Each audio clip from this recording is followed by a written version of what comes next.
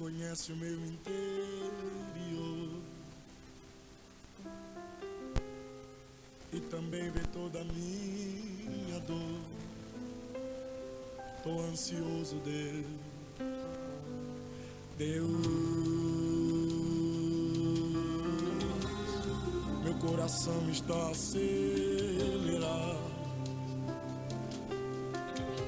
e quase todo dia ele fica angustiado. Me socorre, Deus,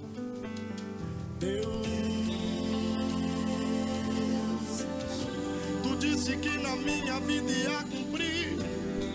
Eu não consigo nem me levantar daqui, ó meu Senhor. Deus, Tu disse que do outro lado eu ia cantar, mas com essa dor eu não consigo nem me movimentar. Me socorre, Deus, eu estou apavorado, eu estou desesperado e vim aqui pra gente conversar. Hoje eu vim aqui pra dizer pra ti: vem me ajudar, o chão vem me tirar. Eu estou desacreditado, eu estou desesperado, só sinto vontade de morrer. Vem me socorrer. E hoje eu vim aqui pra dizer toda a verdade. Meu coração não tem mais fé, eu não consigo nem ficar de pé. Eu te magoei, até te entristeci, mas mesmo desse jeito eu me rendo. E hoje eu vim aqui pra dizer o que eu estou sentindo. A minha mente está se dividindo, meu coração está partido. Estende a tua mão enquanto eu tiver em adoração, pois só te adorando é que eu me sinto feliz.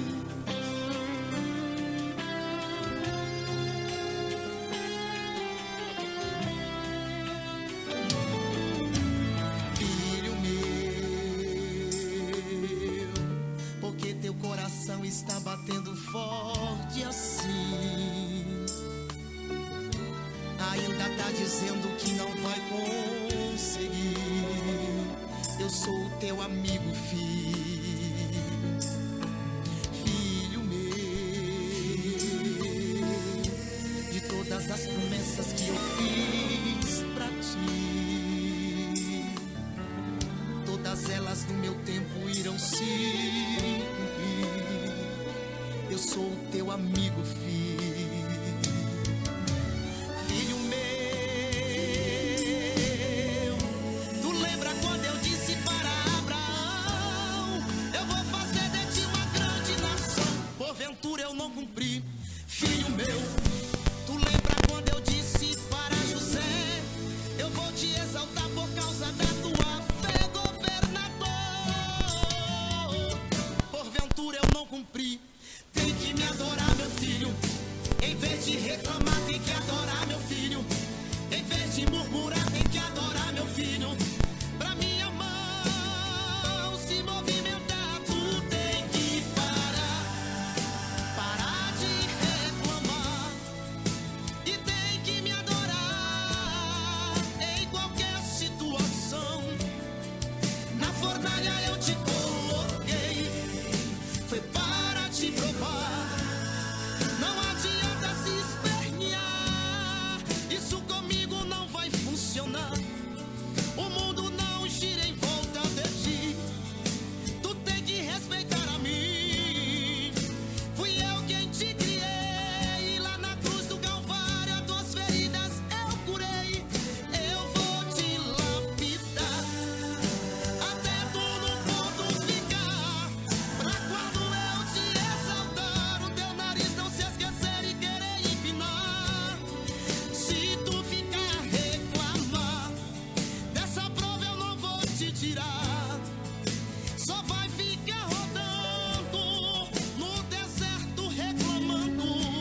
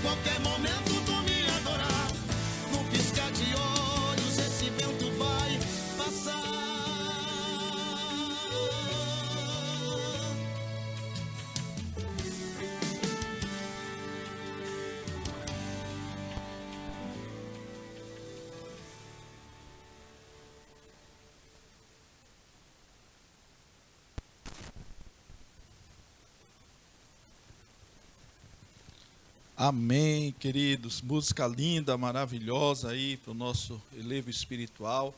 Queremos agradecer a Deus por mais uma oportunidade, por um tempo de bênção, de estarmos aqui na presença do Senhor. Vamos ter um tempo de oração, vamos continuar orando pela nossa nação, continuar orando pelas famílias, né, alguns irmãos. Hoje eu quero me lembrar de Nito, né, que também pegou esse vírus, mas graças a Deus está bem, está em casa.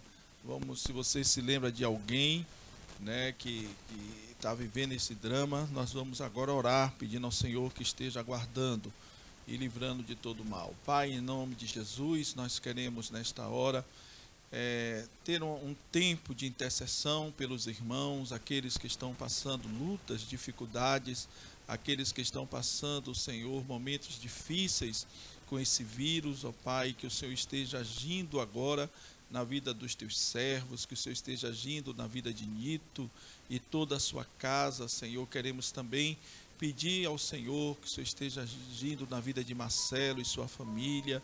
Deus, que o Senhor esteja guardando a vida dos teus servos, que o Senhor esteja guardando, livrando de todo mal, aqueles que porventura a gente não sabe, mas os teus filhos estão aí lembrando em oração. Deus, abençoa aqueles que estão com problema financeiro, aqueles que estão passando necessidades. Deus, que o Senhor esteja também movendo corações para que possa ter ajuda, Senhor, possa ter o livramento do Senhor. Deus, fala conosco agora através da Tua palavra. Usa a minha vida como instrumento afinado nas Tuas mãos, Pai. Ó Deus, que esta palavra encontre, Senhor, guarida nos corações, que o Senhor fale conosco de uma maneira graciosa, de uma maneira poderosa, Pai. Quebra as cadeias, quebra as correntes, que porventura esteja prendendo cada mente, cada coração que ao ouvir esta palavra, mas que o Senhor traga vitória agora, na autoridade do nome de Jesus. Aleluia. Né? Nós queremos, nesse momento, bendizer o nome do Senhor por esta palavra. Nós vamos hoje ter a parte 2 da esperança que supera a culpa, né? E vimos a semana passada, na quarta-feira, né, a importância do amor, de vivermos isso, de termos essa interação, de saber que Deus é amor e o amor de Deus, ele sempre está do nosso lado, ele sempre vai estar ali, independente do que a gente venha fazer. Nós estudamos isso quarta-feira. O amor de Deus está ali. Deus é um Deus gracioso, misericordioso. Deus não vai nos abandonar. Ainda que sejamos infiéis, Deus continua fiel. Foi isso que nós estudamos, fazendo uma síntese, um resumo. E hoje nós vamos estudar sobre este amor, né, sobre essa esperança que supera a culpa, parte 2. E o subtema é tornando-se pedras vivas, né? Tornando-se pedras vivas.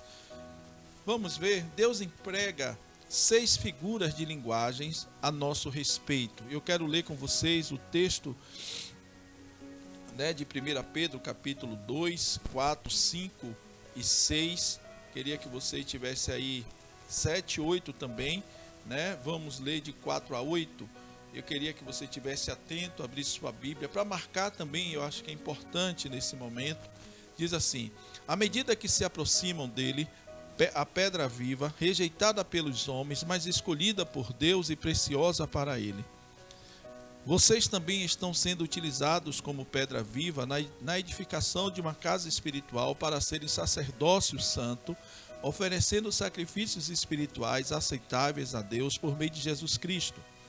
Pois assim é dito na Escritura: eis que ponho em Sião uma pedra angular, escolhida e preciosa, e aquele que nela confia jamais será envergonhado. Portanto, para vocês, os que creem, esta pedra é preciosa, mas para os que não creem, a pedra que os construtores rejeitaram tornou-se pedra angular, e pedra de tropeço, e rocha que faz cair.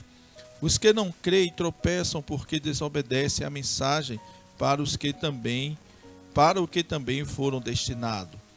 Amém? Irmãos, esse texto de 1 Pedro, ele traz 6 figuras importantes que nós vamos estudar, pautado na questão, né, da esperança que supera a culpa. nós vimos que o amor de Deus, ele é grande na quarta-feira, que o amor de Deus está conosco.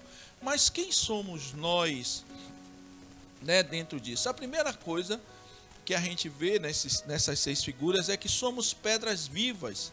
O versículo 4, ele diz assim: à medida que se aproximam dele aqui é Deus, a pedra viva, né, rejeitada pelos homens, mas escolhida por Deus e preciosa para eles. Vocês estão sendo utilizados como quê? Pedras vivas na edificação de uma casa espiritual, para serem sacerdócio santo, oferecendo sacrifícios espirituais aceitáveis a Deus por meio de Jesus Cristo.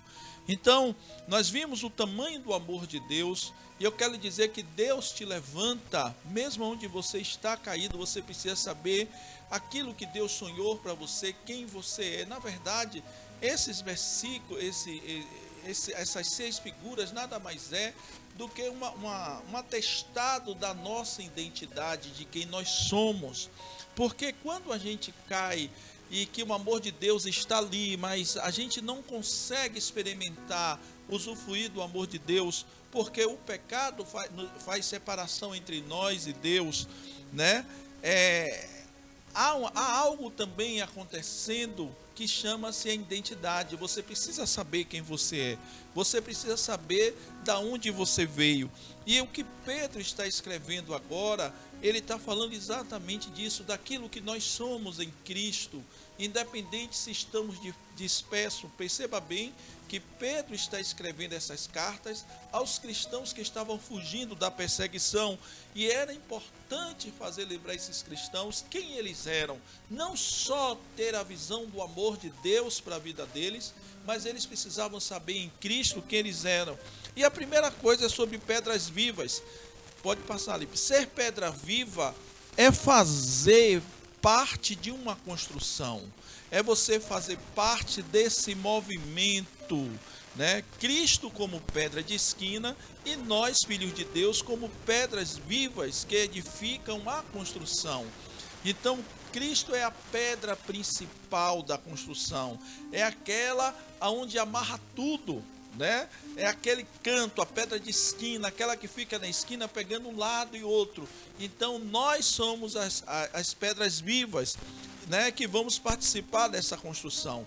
Veja, por favor, Efésios 2, 19 a 22. Veja o que diz: portanto, vocês já não são estrangeiros nem forasteiros, mas concidadãos dos santos e membros da família de Deus, edificados sobre o fundamento dos apóstolos e dos profetas, né? Tendo Jesus Cristo como pedra angular, no qual todo edifício é ajustado e cresce para tornar-se um santuário santo no Senhor. Nele vocês também, sendo edificados juntos para se tornarem morada de Deus por seu Espírito. Irmãos, é lindo esse versículo, porque você vai entender, né, que ser pedra viva é participar dessa construção de que Deus está fazendo da sua igreja.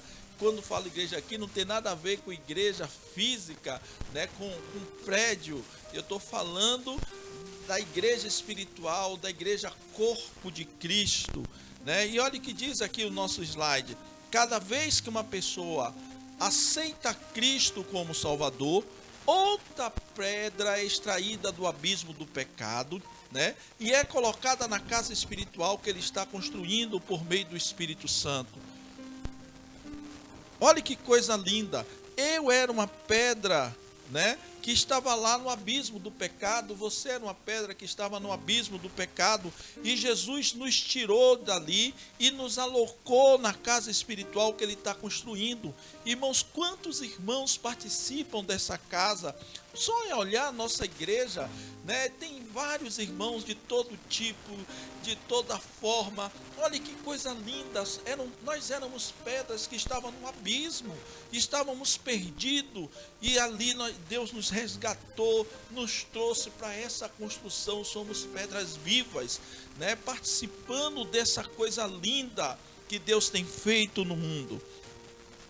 Há um imenso projeto de construção, né, em andamento no decorrer do tempo. E eu quero que você entenda isso.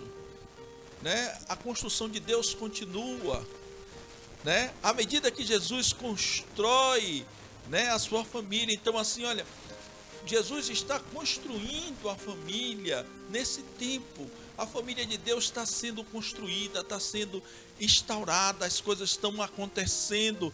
E nesse imenso projeto que está em andamento, à medida que Jesus constrói a sua família, as coisas vão acontecendo, né? As coisas vão acontecendo. Então, eu e você, como pedras vivas, nós fazemos parte dessa família, nós fazemos parte dessa construção.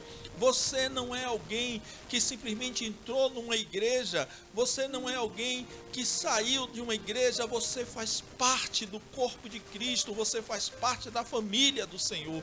É isso, irmãos, que às vezes a gente perde a esperança, porque quem sabe você caiu, você tropeçou em alguma área da vida e você esqueceu de que você é uma pedra viva, você faz parte dessa família e Jesus está construindo a sua família e você faz parte dela. Olha que coisa tremenda, nós chamamos de eclesia ou eclésia, como você queira chamar, né? Que é igual igreja.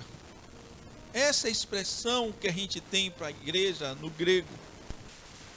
Aqueles que são separados da massa da humanidade para se tornarem uma parte especial da família de Deus. Eu sou a igreja. João, Pedro, Maria, Urias, Vera, Ricardo, Itana, Micaela. Nós somos a igreja. Fomos separados da massa. Deus nos separou lá, e a gente vai falar um pouco sobre isso hoje ainda. Deus nos separou dessa massa e nos trouxe para fazer parte da especial família dele. Então, quem é a igreja, pastor? Sou eu, a responsabilidade é minha. Eu faço parte dessa construção, eu faço parte dessa família. Então, ser pedra viva é ter essa percepção, essa visão de quem você é, irmãos.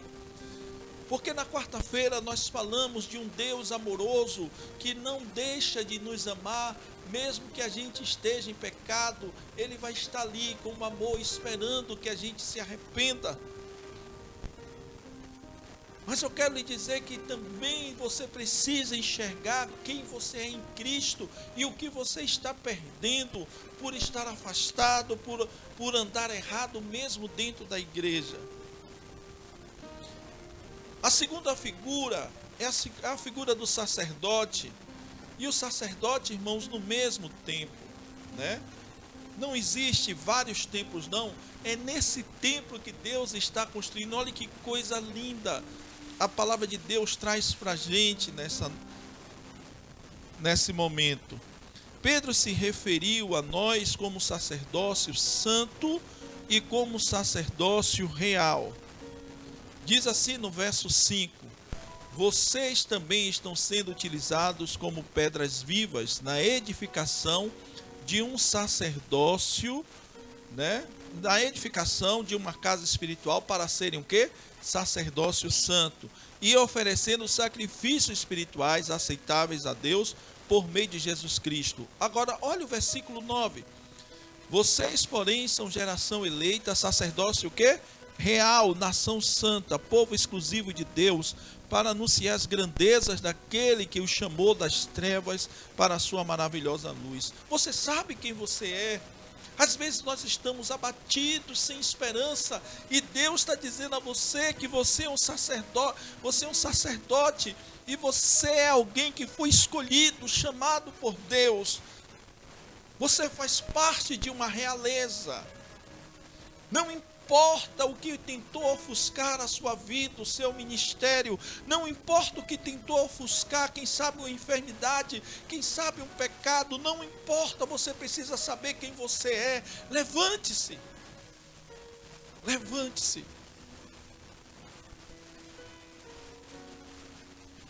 Nem todos somos evangelistas, nem todos somos pastores, pregadores, mestres, mas nós somos sacerdotes, aleluia. Você pode não ser um pastor, você pode não ser um missionário de além-mar, você pode não ser um mestre, mas você é um sacerdote. Está na sua identidade, está na sua vida, há uma marca na sua vida. Não importa o que você esteja passando, não importa se você está frio, se você não consegue sentir nada, não importa se você se envolveu com coisas erradas, eu quero lhe dizer, você é e será sempre um sacerdote. E um sacerdote pertencente a uma ordem real que foi separada por Deus. Irmãos, isso nos traz esperança. Isso traz esperança àquele que está vivendo em dias difíceis. Traz esperança àqueles que estão vivendo totalmente fora, achando que não tem mais jeito para a sua vida. Eu quero lhe dizer, meu irmão, levante-se que você é um sacerdote. Levante-se porque Deus tem um plano na sua vida. Levante-se porque o Senhor quer trabalhar com você nesses dias. Sabe o que quer dizer a palavra sacerdócio? A palavra sacerdócio é igual ao ofício ou trabalho do sacerdote. Preste atenção, que coisa linda. A palavra sacerdócio, santo, mas só pegando aí o sacerdócio, quer dizer ofício ou trabalho do sacerdote, aquilo que o sacerdote faz. Preste atenção. O papel e o que é que o sacerdote faz, pastor? Isso implica em o sacerdote ser o mediador entre Deus e o povo. O sacerdote oferece sacrifícios em favor do povo. O sacerdote ora em favor do povo. Então, ele é um mediador entre Deus e o povo. Ele oferece sacrifícios em favor do povo, E ele ora em favor do povo. Irmãos, o que é ser um mediador? Talvez você não precise, hoje você não precisa ter as indumentárias do sacerdote do Velho Testamento. Não é isso que a Bíblia está falando. A Bíblia não está falando em você ser um sacerdote do Velho Testamento. A Bíblia está falando em você exercer o sacerdócio, o ofício. É muito diferente as coisas aqui. A Bíblia está falando de um sacerdócio. Você precisa entender isso. A Bíblia está falando do trabalho. Irmão, pastor, mas aí como é que eu vou ser mediador entre Deus e o povo? Irmãos, nós temos que exercer o nosso sacerdócio sendo mediador, aquele que vai trazer uma palavra de Deus, aquele que vai poder trazer uma orientação da parte de Deus para pessoas que estão perdidas, pessoas que estão fora, pessoas que estão tentando se matar, pessoas que não sabem o que fazer da vida. Isso é o sacerdócio, isso é a função sacerdotal dos nossos dias. É você exercer o sacerdócio, é você ter a visão do sacerdócio. É isso que Deus espera de mim, de você, é isso que Deus espera das nossas vidas. O que é, pastor, então, mais que ele tem que fazer? Ele oferece sacrifícios. Eu tenho que matar animais? Não. Você não precisa fazer esse tipo de sacrifício. Mas eu quero lhe dizer que a vida, o sacerdócio que Deus espera de mim, de você nesses dias, é renúncia. Irmão, o sacerdote dos nossos dias tem que aprender a renunciar, tem que aprender a morrer para si mesmo. Exercer um sacerdócio santo é você poder restituir aquilo que você fez de errado, é você estar com o coração quebrantado. Esse é o sacerdócio, essa é a função que Deus espera. É muito mais do que acontecia no Velho Testamento, de você matar animais. Nós não precisamos fazer isso, mas nós somos sacerdócio. Nós temos que exercer o sacerdócio nos nossos dias. e aplicar e viver esse sacerdócio, irmãos, é você morrer para si mesmo, é você abrir mão das coisas que muitas vezes é necessário que você entregue, que você possa sacrificar a sua própria vontade, seu próprio desejo. Viver o sacerdócio, orar em favor do povo. Irmãos, nós precisamos interceder. Quantas pessoas passando dificuldades, quantas pessoas passando lutas, quantas pessoas pedindo oração, quantas pessoas em desespero. Agora chegou a hora do papel sacerdotal, de viver esse sacerdócio, de orar em favor do povo. Então, 3 coisas, que a gente olha para o Velho Testamento e vive os nossos dias: ser mediador, ter uma palavra de Deus para entregar alguém, oferecer sacrifícios, morra para si mesmo, abra mão dos seus desejos para que alcance o coração das pessoas, e ore em favor do povo. Pastor, e qual é a responsabilidade do sacerdote?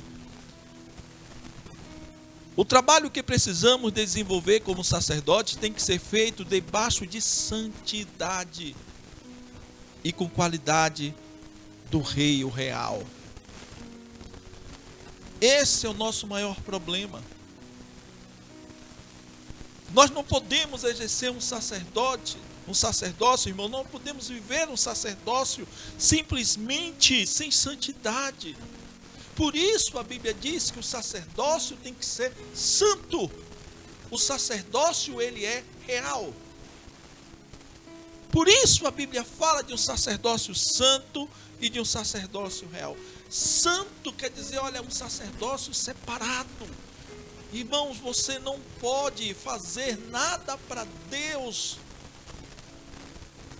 que esteja maculado. Você não pode orar por uma pessoa de qualquer forma. Você não pode entregar um recado de Deus de qualquer forma. Você não pode simplesmente ser um mediador de alguém de qualquer forma. Nós precisamos entender isso. Você não pode fazer sacrifício de tolo. Isso não é santidade. Praticar, viver o sacerdócio santo quer dizer algo puro, algo necessário para os nossos dias. Isso é que Deus espera de mim e de você, algo real. Olha, o que eu estou fazendo tem uma qualidade do rei. Olha, o que eu estou orando, porque Deus está querendo que eu ore mais, Deus está querendo que eu sacrifique para que alcance o povo. Eu não sei se você entendeu, mas todas as ações do sacerdote, tudo aquilo que envolve o meu sacerdócio, tem benefício para o povo. Você está entendendo? Eu não sou sacerdote para me achar. Nós não somos sacerdote para nos achar. E outra coisa, somos uma geração sacerdotal. Todos nós, mesmo que não sejam pastores, líderes, você é um sacerdote do Senhor. Somos essa geração sacerdotal, irmãos, e todas as ações do sacerdócio, ela tem que ter a qualidade de santidade e que tem que ter o crivo de que é real. Real aqui no sentido de rei. Tem que ter o crivo do rei. Todas as ações, as 3 ações, os 3 ofícios sacerdotal, ele visa o povo. Olha aí. É o mediador entre Deus e o povo. Oferece sacrifício em favor do povo. Ora pelo povo.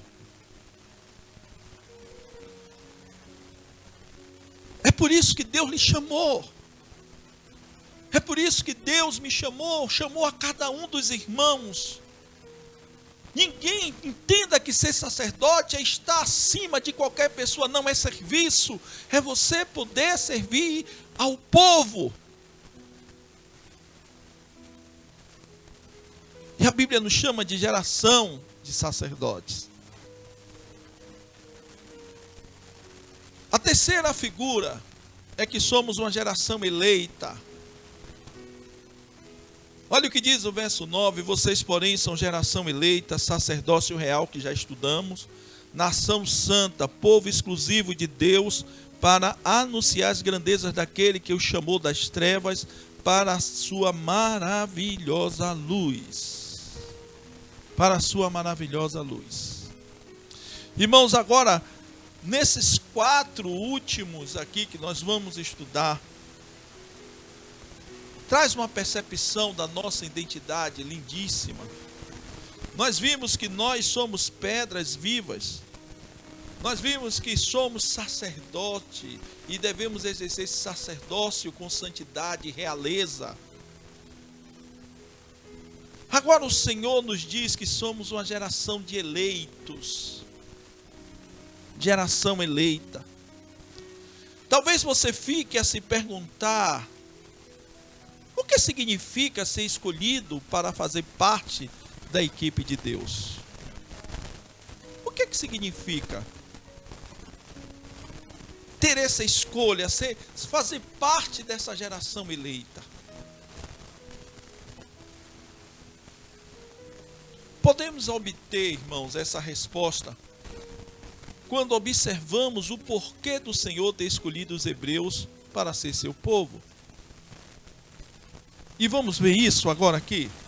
Deuteronômio 7, 6 e 8. Vou beber uma aguinha aqui.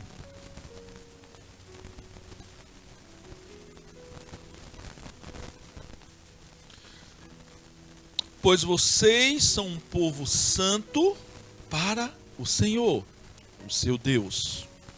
Vou ler de novo 6. Pois vocês são um povo santo para o Senhor, seu Deus. O Senhor, seu Deus, os escolheu dentre todos os povos da face da terra para ser o seu povo, o seu tesouro pessoal. Verso 7. O Senhor não se afeiçoou a vocês, nem os escolheu por serem mais numerosos do que os outros povos, pois vocês eram o menor de todos os povos. Mas foi porque o Senhor os amou e por causa do juramento que fez aos seus antepassados. Por isso, Ele os tirou com mão poderosa e os redimiu da terra da escravidão e do poder de Faraó e do rei do Egito. Aleluia. Irmãos, esses versículos vão nos trazer algumas coisas, alguns significados, né, que vai responder à pergunta que a gente fez: o que significa ser escolhido para fazer parte da equipe de Deus? O que significa você ter sido escolhido para ser pedra viva da família de Cristo? Não importa o que você esteja passando, há uma identidade latente na sua vida. O que significa você entender que você tem que praticar, viver um sacerdócio que Deus lhe confiou? Um sacerdócio de mediador, de alguém que intercede, de alguém que sacrifica pelo povo e não para si próprio. E que tem que fazer tudo isso em santidade e realeza. O que significa hoje para você tudo isso? Talvez você diga: olha, nada. Eu não tenho saudade, eu estou ferido. Talvez você esteja frio por causa da pandemia. Talvez você não tenha nenhuma perspectiva de vida diante do que está acontecendo na sua vida, mas há algo, irmãos, lindo que está acontecendo nesse momento. O Senhor está falando contigo, você que está caído, cabisbaixo, você que perdeu a esperança, você que foi ferido. Deus está falando ao teu coração nesse momento, dizendo: tu és aquele que eu escolhi. Você tem uma identidade, você é uma geração eleita, você faz parte desse movimento de Deus no mundo. Sabe o que é que significa ser escolhido para participar dessa equipe, desse time de Deus? Significa ter uma identidade. Aleluia. Irmãos, é lindo você ver alguém que tem a sua identidade. Por isso eu bato nessa tecla. E Deus tem me incomodado esses dias de falar filhos de crente, falar pessoas que estão na igreja, que simplesmente se convenceram, mas não conheceram o Senhor. A característica maravilhosa de alguém que conhece a Deus, que teve uma experiência com Deus, é porque ele sabe quem é, ele tem a sua identidade, fazer parte da família de Deus, ele entende quem é ele no corpo de Cristo.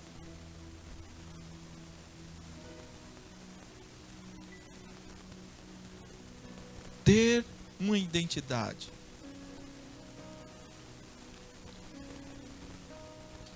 Verso 6 diz: pois vocês são um povo santo para o Senhor.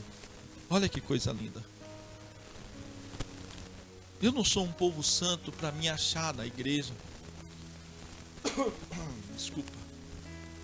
Eu não sou um povo santo para minha esposa. Eu não faço parte do povo santo para os meus filhos. É para o Senhor. Para o Senhor nosso Deus. O versículo continua e diz: o Senhor seu Deus os escolheu dentre todos os povos da face da terra, para ser seu povo, seu tesouro pessoal. Irmãos, é lindo demais tudo isso.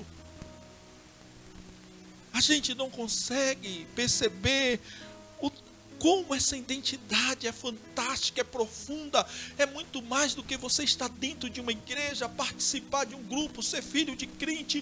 Você diz: olha, eu sou povo santo, eu faço parte do povo santo de Deus, eu sou um tesouro pessoal dele.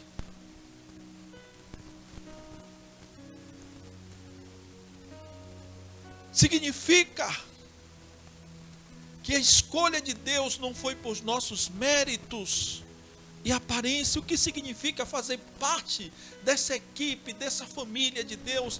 A minha escolha, irmãos, não foi por meus méritos. Não é porque eu estudei, deixei de estudar, não é porque eu moro onde moro, não é nada disso, não é por mérito ou aparência. Olha o que Deus diz no verso 7. O Senhor não se afeiçoou a vocês, nem os escolheu por serem mais numerosos que os outros povos, falando para o povo hebreu, pois vocês eram o menor de todos os povos. Não havia atrativo no meio do povo hebreu, no meio do povo de Israel. Não havia atrativo nenhum no meio do povo hebreu. Irmãos, não havia atrativo em mim, não havia atrativo em você. Não foi por méritos. Significa que eu estou ali pela vontade dele. Eu cheguei, estou aqui fazendo parte desse movimento com o Senhor pela vontade dele. Não foi jeitinho, não foi quem indicou. Foi porque ele quis. E eu quero lhe dizer nesse momento: um dia Deus falou ao seu coração. Um dia Deus tocou a sua vida, um dia você se arrependeu, um dia você teve um encontro com o Senhor. E Deus lhe amou do jeito que você era.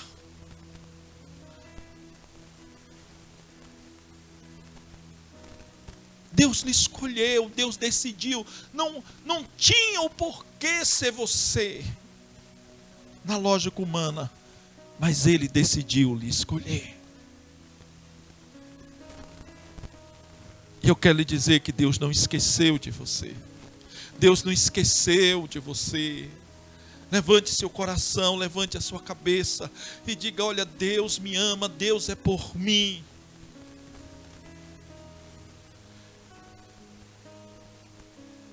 O terceiro significado foi um ato de amor. O verso 8 diz: mas foi porque o Senhor os amou e por causa do juramento que fez aos seus antepassados. Por isso eles o tirou com mão poderosa e os redimiu da terra da escravidão, do poder do faraó e do rei do Egito. Foi amor. Foi amor de Deus. Nós não tínhamos nada para fazer parte, para sermos pedra viva. Nós não tínhamos nada para sermos sacerdócio, exercer, praticar o sacerdócio santo e real. Nós não tínhamos nada, não havia nada em nós. Levante-se, ponha-se de pé. A sua identidade continua aí. Por que você deixou Satanás roubar? Por que você deixou Satanás esconder quem você era? Olha o que diz esse slide. Creio que quando observamos a escolha dos hebreus, temos a resposta do porquê Deus nos escolheu. E sabe, irmãos, eu trouxe alguns pontos. Posso te confirmar que não foi porque fizemos algo que impressionou. Deus não nos escolheu porque nós éramos bonzinhos ou fizemos algo que impressionou, de maneira nenhuma. Não foi o tamanho ou a sinceridade da nossa fé, meu Deus, não foi também por isso. Nenhum de nós fomos escolhidos por causa disso. Não foi a bondade do nosso coração, não tinha nada de bom no meu coração nem no seu. Não foi a grandiosidade do nosso intelecto. Meu Deus, irmãos. Não foi porque escolhemos Ele primeiro. Foi eu que te escolhi, Senhor, também não. Mas sabe o que foi? Foi pela graça, motivada pelo amor. Foi pela graça. Foi a graça motivada pelo amor, irmãos. A graça de Deus, o favor imerecido. Nos amou, decidiu nos amar. Eu não merecia, você não merecia. E até hoje a graça de Deus está sendo derramada, mesmo que a gente não mereça. Deus está dizendo para mim e para você: eu te escolhi, eu te chamei de meu, você é meu, eu te amo. Ainda há esperança. Não deixe que o sofrimento da vida, não deixe que as coisas que estão acontecendo, as circunstâncias ou até mesmo o pecado, tente apagar quem você é. Você é alguém escolhido por Deus. Você é pedra viva, você é sacerdócio santo. Você é alguém maravilhoso que Deus escolheu, você é uma geração eleita. Não deixe que nada disso roube o que Deus está fazendo na sua vida. Quando você se encontrar afundado em vergonha ou tiver dado lugar à culpa, lembre-se disso. Você foi escolhido pelo bom pastor. É isso. Quando você estiver triste, talvez você esteja triste agora. Talvez você esteja com medo. Talvez você esteja sendo perseguido. Talvez você recebeu a notícia que está com a Covid. Você foi escolhido pelo bom pastor. Deus continua te amando e dizendo quem você é. Você é pedra viva, você é sacerdócio santo. Você é geração eleita. Não deixe que essas coisas roubem a alegria que há no seu coração. Não deixe que essas coisas tentem apagar a sua identidade. O Senhor continua lhe esperando. O Senhor continua do seu lado em tempos difíceis. Ainda que você ande pelo vale da sombra da morte, você não deve temer mal algum, porque o Senhor está ali do seu lado.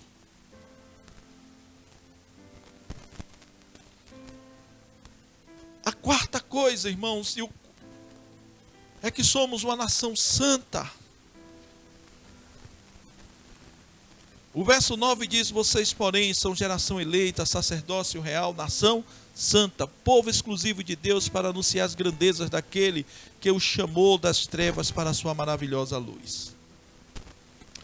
A palavra santo, os irmãos sabem muito bem isso, literalmente significa separado. Mas eu quero que você enxergue de uma outra forma nesse momento. Ser uma nação santa significa que, mesmo tendo pecado, somos separados por Deus para um propósito especial.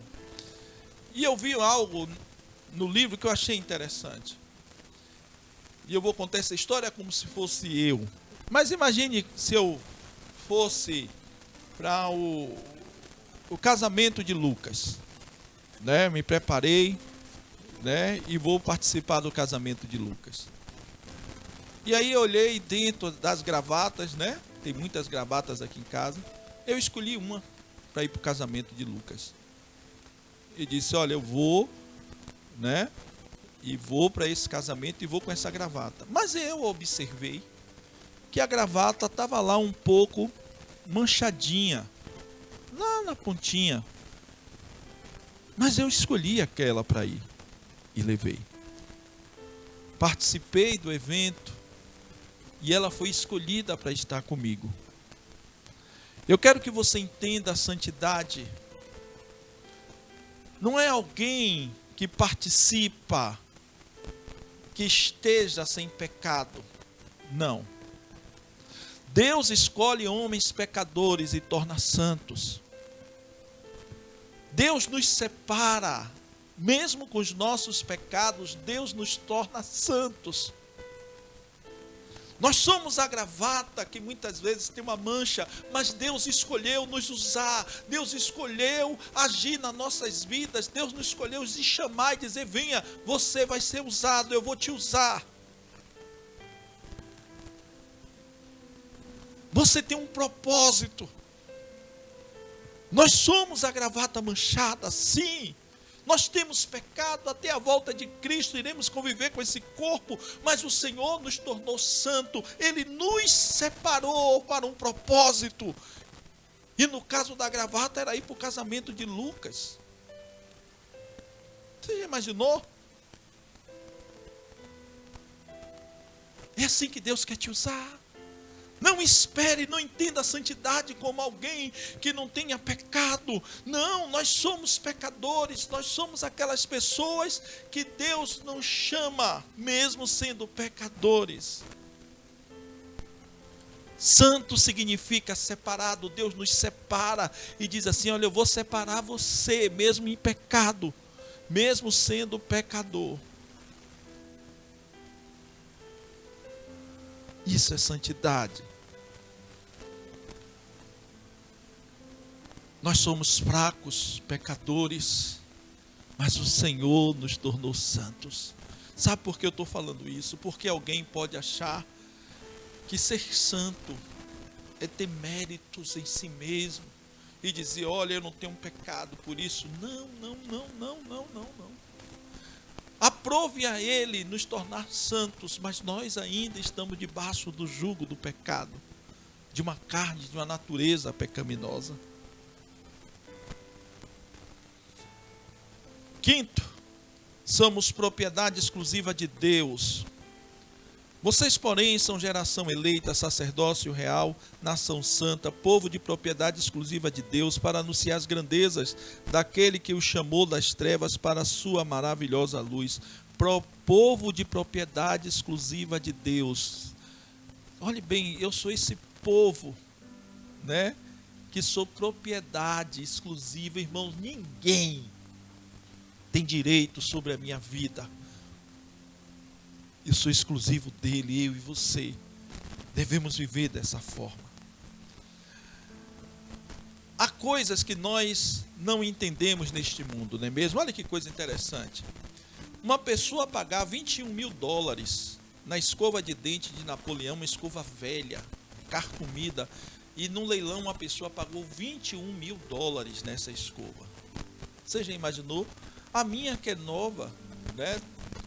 De cedra não sei o que, ninguém paga R$1. Mas a de Napoleão, as pessoas pagaram $21.000. Uma pessoa pagar $150.000 no carro de Hitler, misericórdia. Que peso esse carro, hein? Uma pessoa pagar $211.500.000 nas pérolas falsas de Jacques Kennedy Onassis. Imagine As pérolas dela eram falsas, ela usava coisas.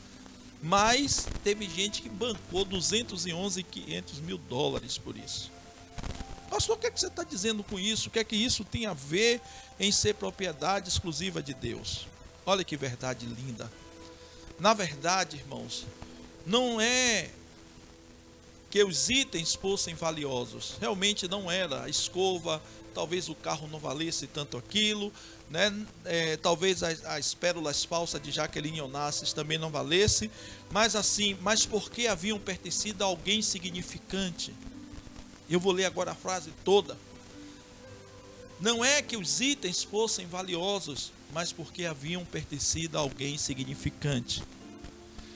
Nós somos povo de propriedade exclusiva de Deus. Preste atenção, que coisa linda tem isso aqui. Eu tenho certeza que você não daria R$5, R$1 pela escova de Napoleão, escova de dente. Os itens não são valiosos, mas porque pertenciam a alguém significante. Preste atenção agora. O que é que nos faz valioso?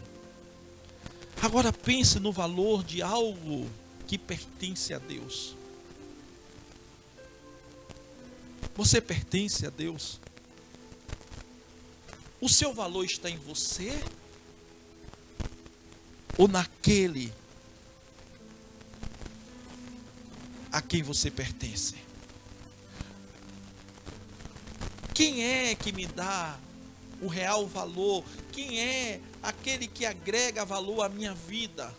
Não sou eu mesmo, não são os meus títulos, não é a minha posição. Eu tenho valor por causa dele.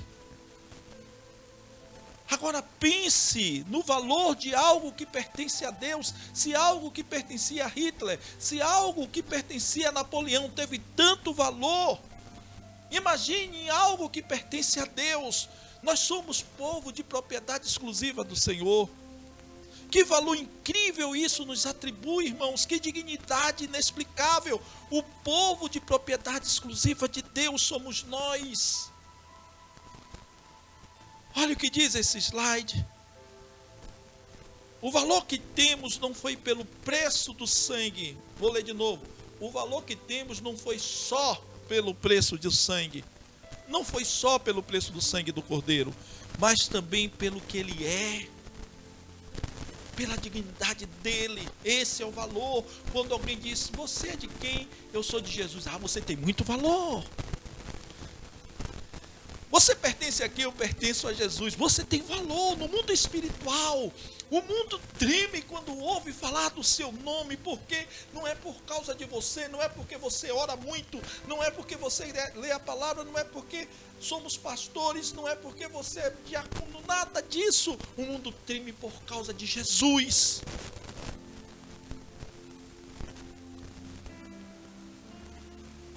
No mundo espiritual, nós somos reinos de sacerdotes. Aleluia. Nós somos geração eleita. O mundo espiritual fica assustado onde você entra. Principados e potestades se assustam não por causa de você, mas a quem você pertence. Eu pertenço a Cristo. Ninguém lhe toca. Você é santo. Ele lhe tornou santo. É verdade. Principados e potestades não podem lhe tocar pelo valor que você tem. Satanás sabe do valor que você tem. Não é porque você tem valor em si próprio, mas porque você pertence a Jesus. Porque você pertence a Jesus, você passa a ter valor. Sem Jesus não há valor algum. O mundo espiritual não nos dá valor sem Cristo. É por isso que a gente vê tanta gente, irmãos, na sarjeta, perdidos. Mas quando a pessoa conhece o Senhor e tem um encontro com Cristo, E que Jesus disse: eu vou pegar agora, mesmo sujo, mesmo você suja, eu lhe escolhi. E eu tenho um propósito para a sua vida. É o caso da gravata. Eu quero lhe dizer que não importa onde você esteja, não importa o que você esteja vivendo, Deus lhe escolheu. E Ele tem um propósito na sua vida. Não é sobre mim, nem sobre você. É sobre Ele.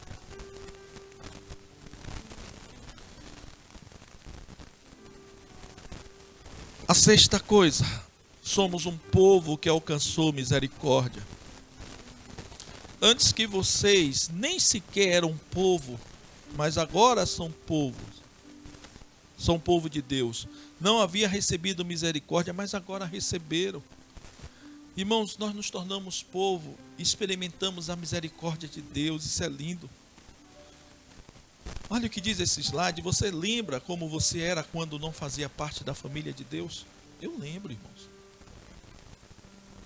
Era uma tristeza, rebeldia, ódio, vingança. Havia fortalezas na minha vida, terríveis na área de prostituição. As coisas não mandavam. Você lembra como você era quando não fazia parte da família de Deus?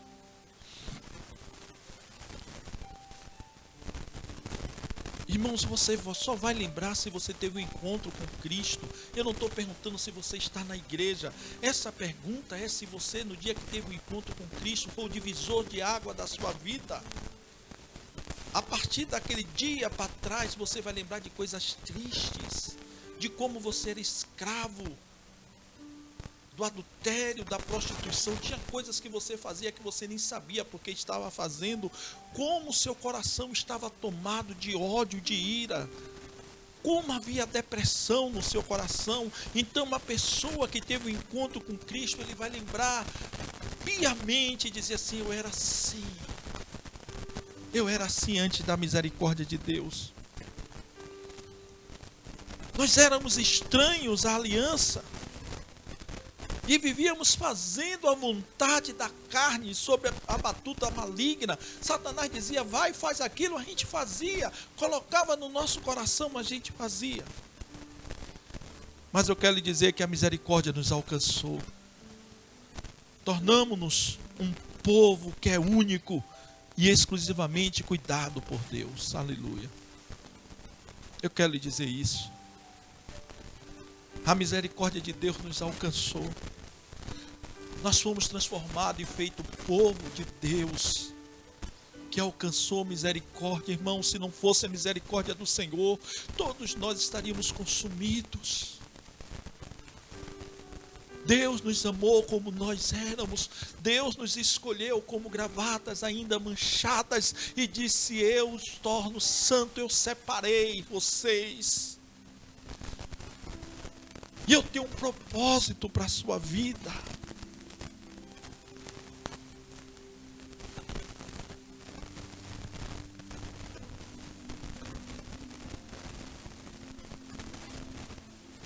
Que coisa linda, irmãos. Eu quero dizer a você que está aí em sua casa agora.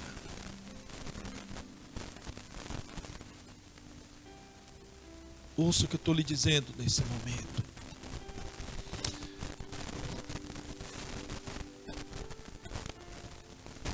Faça um plano de voltar para o Senhor, de ter intimidade com Ele ainda hoje. Tranque-se no seu quarto, desligue o celular, busque a palavra de Deus.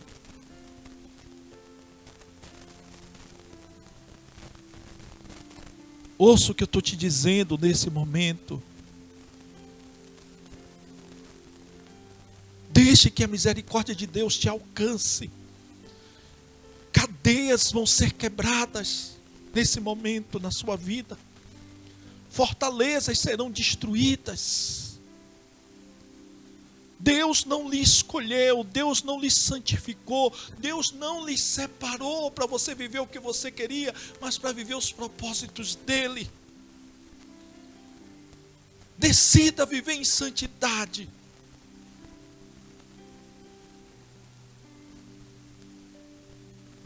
Eu quero finalizar. Pedro dá 4 sugestões para vivermos um tipo de vida que Deus quer. E eu quero finalizar com essas 4 sugestões. A primeira sugestão, para você viver isso que eu estou lhe falando, tenha uma vida pura.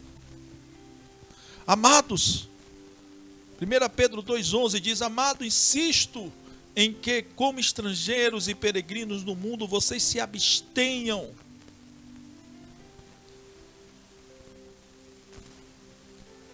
Irmãos, essa é a minha identidade. Eu sou pedra viva. Eu sou sacerdócio real. Eu sou nação santa, geração eleita, povo escolhido de Deus. Mas eu preciso, neste momento, irmãos, não só... Eu quero fechar aqui com uma coisa.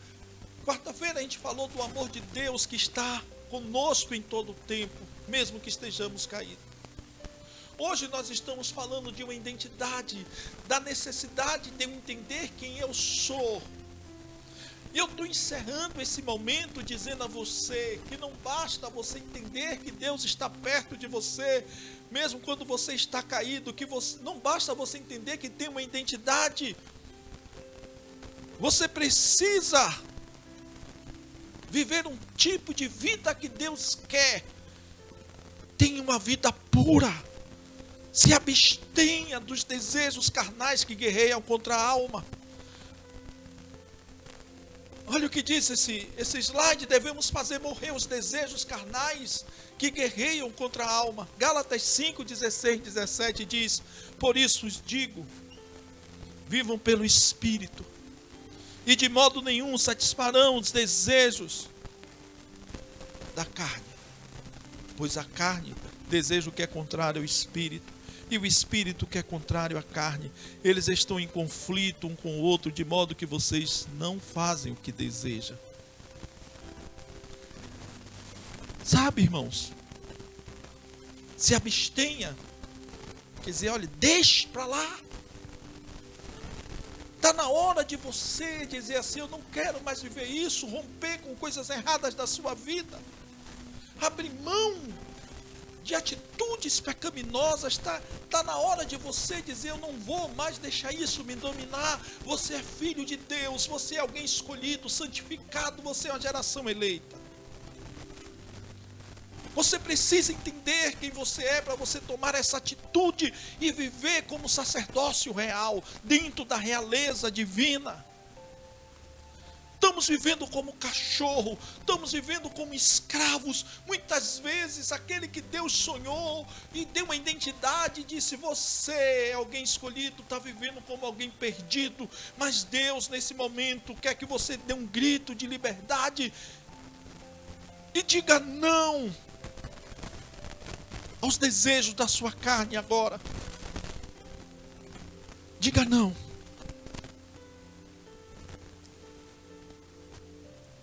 Não pensem, nem por um momento, que a forma como os cristãos vivem não faz diferença para os incrédulos.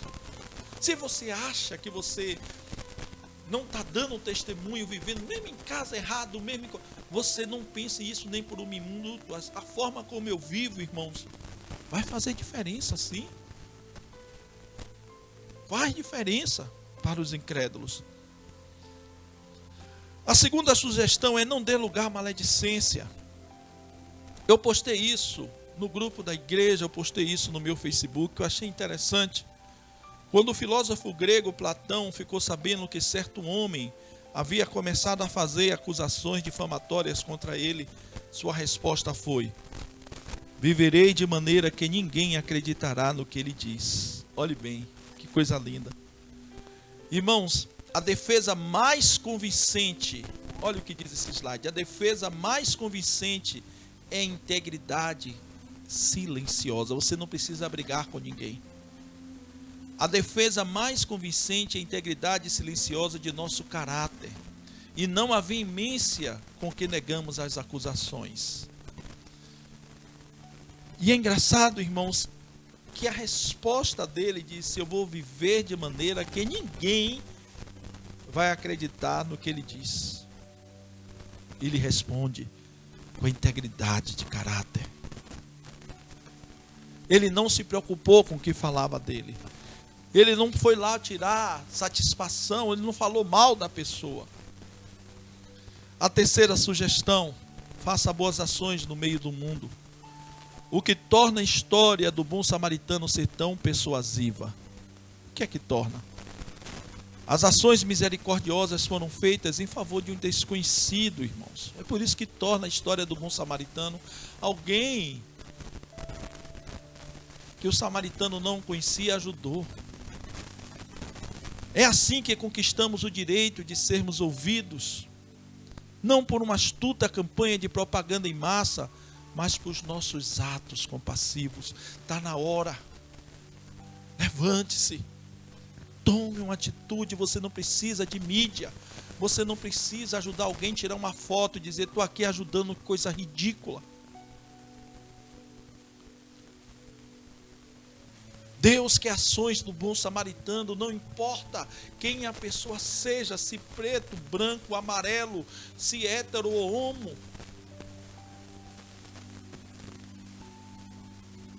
Se evangélico ou não evangélico, não importa. Faça boas ações no meio do mundo. Não pense que isso vai lhe salvar, não. Mas isso faz com que você tenha o direito de ser ouvido. A quarta e última: nunca esqueçamos de que somos observados. O verso 12 de 1 Pedro 2,12 diz: vivam entre os pagãos, entre os incrédulos, de maneira o quê? Exemplar.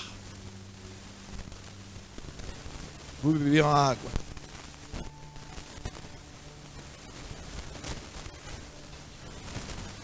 Vivam entre os incrédulos de maneira exemplar. Você está ouvindo o que eu estou lhe falando?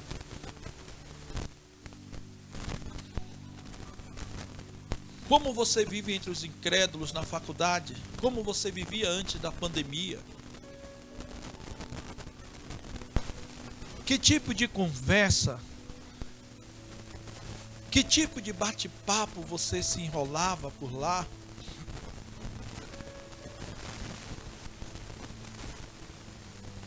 Eu quero lhe dizer que você é sacerdócio real, nação santa, geração eleita. Eu quero lhe dizer que o amor de Deus está por você, Deus te ama. Mas você precisa ter atitudes na sua vida. Irmãos, é triste quando você vê alguém que foi escolhido para ser geração eleita e sacerdócio real, não vive de maneira exemplar no meio de incrédulos. É pior, às vezes a conduta é pior, as atitudes são piores. Como você estava e como você andava antes da pandemia dentro da sua faculdade? Como você andava dentro do seu trabalho e anda? Como você anda nos grupos de mídias? Como você anda dentro da própria igreja?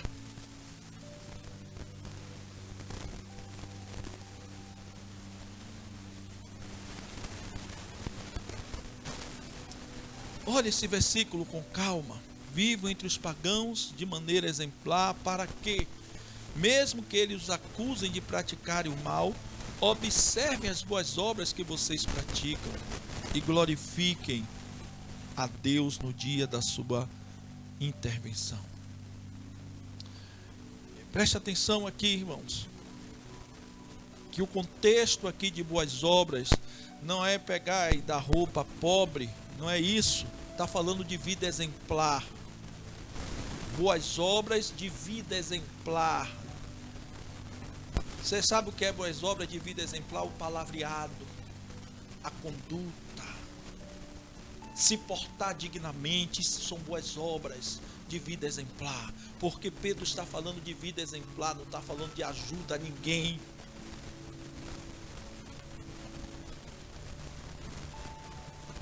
Andar de maneira exemplar é você poder estar exercendo o seu sacerdócio dentro da faculdade. É você entender que você é geração eleita no seu trabalho. Você é o povo escolhido por Deus.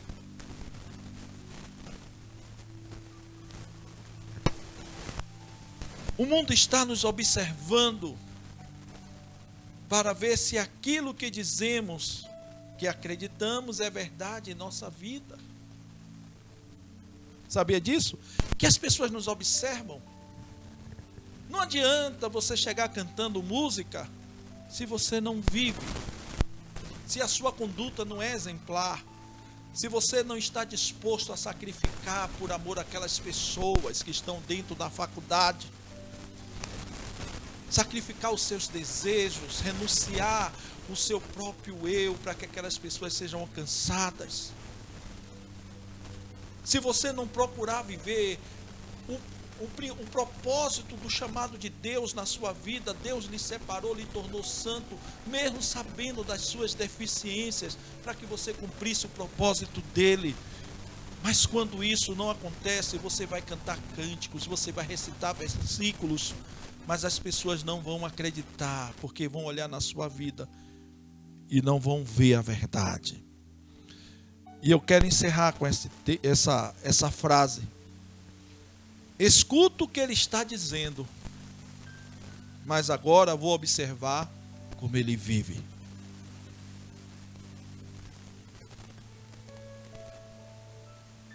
Você entendeu? É a voz do mundo falando para você aqui, das pessoas. Aonde você anda, essa é a voz.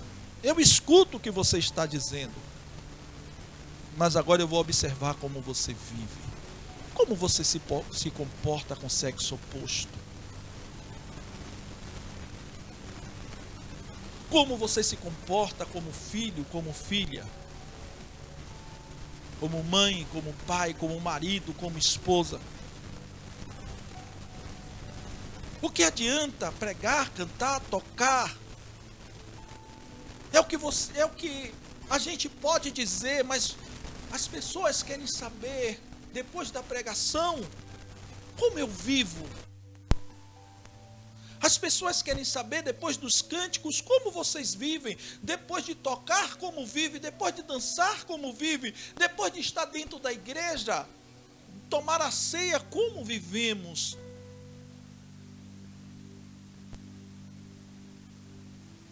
Em nome de Jesus,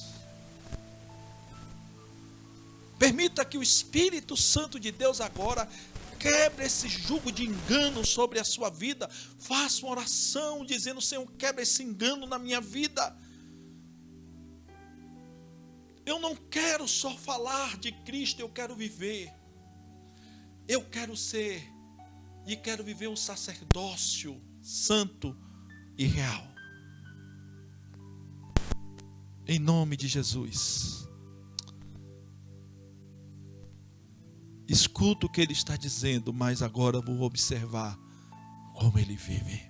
Meu Deus. Pega isso aqui e ponha no seu carro, na sua geladeira. Ponha na porta do seu quarto, para que você se lembre. Ponha no seu celular, para que você se lembre o que Deus está dizendo. É o clamor das pessoas que nos observam. Esse é o clamor. Vamos orar. Baixe sua cabeça. Espírito Santo de Deus, Que momento maravilhoso. Ter o entendimento de que o Senhor é por nós e o Senhor nos ama. Que o teu amor em nossas vidas não está preso à nossa conduta. O Senhor nos ama, o Senhor decidiu nos amar. Que coisa linda, Senhor, é perceber que o Senhor nos deu uma identidade. Somos pedras vivas, que participamos desse momento do Senhor, da família de Deus, aleluia. Nós não somos qualquer um, nós somos geração eleita, sacerdócio real, nação santa, povo escolhido de Deus. Não há o porquê você ficar desesperado, perdido. O Senhor é contigo. O Senhor lhe tornou santo, mesmo diante das suas imperfeições e pecados. Ele decidiu te escolher e te separar. Você é separado do Senhor, Deus te conhece. E Ele quer que você cumpra o propósito dEle. Tome uma atitude hoje de viver uma vida santa, pura.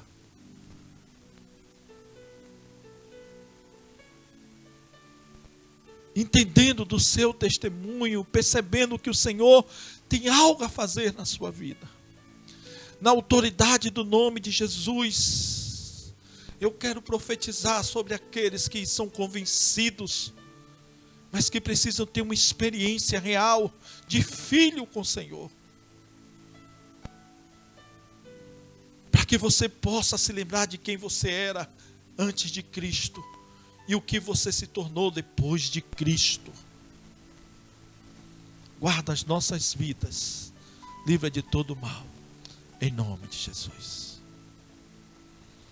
Aleluia. Coisa maravilhosa, irmãos.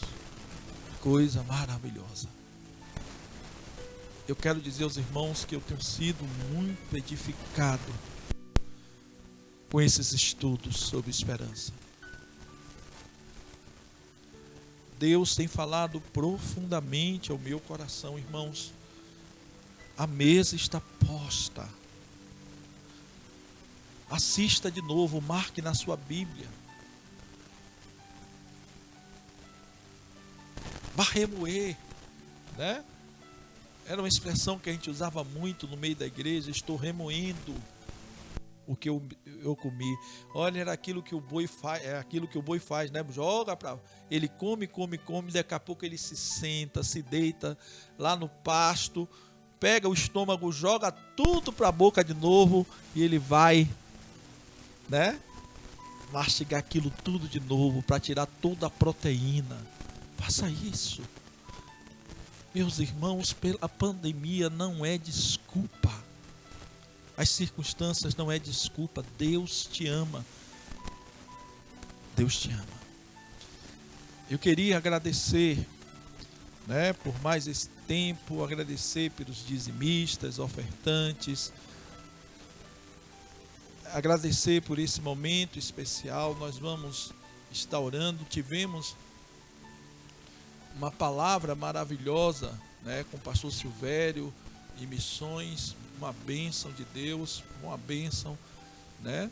Hoje temos culto infantil, né? Por favor, pai e mãe, leve os seus filhos, né? Entre no link, vai ser uma bênção maravilhosa. Eu vou dar uma passadinha lá hoje pelo link das crianças, dar um alô a eles.